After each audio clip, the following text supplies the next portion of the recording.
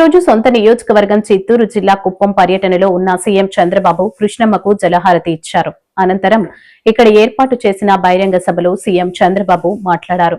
నేను చాలా మీటింగుల్లో చెప్పాను, రాయలసీమ రాళ్లసీమ కానీయను, రాయలసీమని రతనాల సీమగా చేసే బాధ్యత నాదని చాలా స్పష్టంగా హామీ ఇచ్చాను.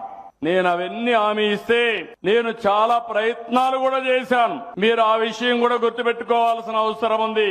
ఈ రోజు ఈ ప్రాజెక్ట్ ఉంది.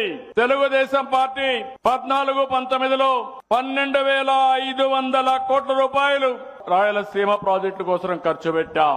అదే వైఎస్ఆర్ కాంగ్రెస్ పార్టీ వచ్చింది 2,000 కోట్లు ఖర్చు పెట్టారు. ఇప్పుడే మా మిత్రుడు రామానాయుడు గారు చెప్పారు. నేను ఒకటే మిమ్మల్ని అడుగుతున్నా, ఈ రోజు పాత రోజులు ఒకసారి గుర్తు పెట్టుకోవాలి. ఏం తమ్ముళ్ళు ఆ రోజు జ్ఞాపకం ఉందా వచ్చి ఇక్కడ చేసిన పని అని మిమ్మల్ని అడుగుతున్నా. సినిమాల్లో చూసాం, గేట్లతో సెట్టింగులు వేసి నీళ్లు కూడా బయట నుంచి తీసుకొచ్చి ఆ నీళ్లన్నీ కూడా వదిలిపెడితే విమానం ఎక్కే లోపల నీళ్లన్నీ ఇంకిపోయినాయి. అవునా కాదా అని మిమ్మల్ని అడుగుతున్నా. గుర్తుంటే చేతుల పైకెత్తండి. అబద్దాలు చెప్పడంలో దిట్ట ఆ పార్టీ.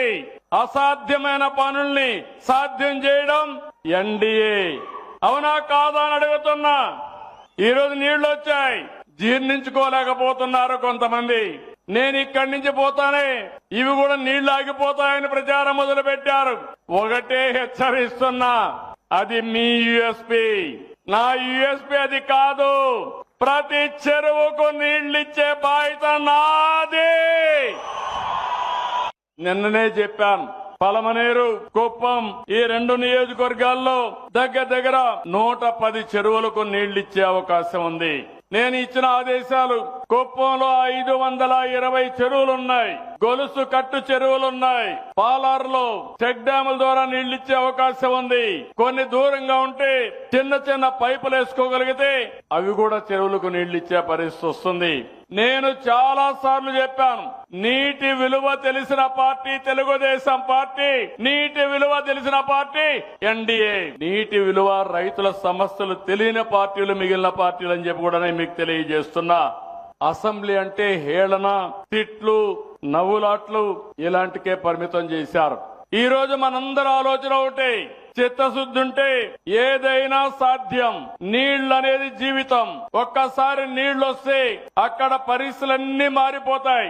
ఓసారి నాకు అనిపిస్తుంది, నేను కుప్పం ఎమ్మెల్యేగా ఉన్నాను, పక్కన చూస్తే కేజీఎఫ్ ఉంది, ఇంకో పక్కన చూస్తే కృష్ణగిరి ఉంది, ఒక పక్క కర్ణాటక, ఒక పక్క తమిళనాడు, మధ్యలో మనం ఉన్నాం. అయినా కూడా కృష్ణా నీళ్లు 730 కిలోమీటర్లు తీసుకొచ్చి ఈ భూతల్లిని, భూమాతని తల్లబరిచే పరిస్థితికి వచ్చామని చెప్పి కూడా నేను మీకు తెలియజేస్తున్నా.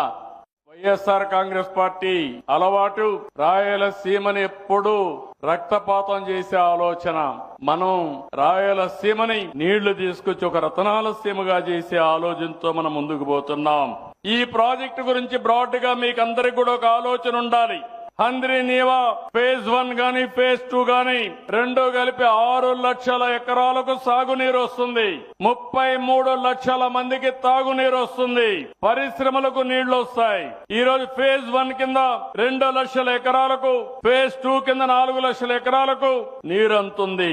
ఇంకో పక్క కర్నూలులో కృష్ణగిరి, పత్తికొండ, అనంతపూర్ లో జీడిపల్లి రిజర్వాయరు, ఇవన్నీ కూడా నీళ్లు నింపాం. పెన్నా, అహోబిలం బ్యాలెన్సింగ్ రిజర్వాయర్ కి 4 టీఎంసీ నీళ్లు నింపాం. సత్యసాయి జిల్లాలో మారాల, గొల్లపల్లి, చెర్లోపల్లి, అన్నమయ్య జిల్లాలో శ్రీనివాసపురం, అడవిపల్లి రిజర్వాయర్ తొందరలోనే రాబోయే సంవత్సరం నీళ్లు ఇస్తాం. నేను ఒకటే ఆలోచిస్తున్నా, ఈ రోజు కుప్పానికి నీళ్లు వచ్చాయి. సరిగ్గా రాబోయే సంవత్సరం హంద్రీ నీవా ద్వారా చిత్తూరు కూడా నీళ్లు ఇచ్చే బాధ్యత ఈ ప్రభుత్వం తీసుకుంటుంది. ఇప్పటి నుంచే దానికి కార్యాచరణ ప్రణాళిక తయారు చేశాం. మన ప్రయత్నం ఒకటి, హంద్రీ నీవా ద్వారా 40 టీఎంసీ నీళ్లు, దీన్ని ఇంకా పెంచగలిగితే, నదుల అనుసంధానం జరిగితే. ఈ రోజు మీకు ఒక విషయం గుర్తుపెట్టుకోవాల్సిన అవసరం ఉంది. ఈ సంవత్సరం పై రాష్ట్రాల్లో వర్షాలు బాగా పడ్డాయి. మనకింకా కూడా కొద్దిగా వర్షపాతం తక్కువే ఉంది. కానీ పైన వర్షాలు పడ్డాయి కాబట్టి ఆ నీళ్లు వచ్చాయి. ఆ వాటర్ మేనేజ్మెంట్ సమర్థవంతంగా చేసి ఈ రోజు ఈ సమయంలో 85% రిజర్వాయర్లన్నీ కళకళలాడుతున్నాయంటే అది ఈ ప్రభుత్వం యొక్క దూరదృష్టిని మరొకసారి మీ అందరికీ విజ్ఞప్తి చేస్తున్నా.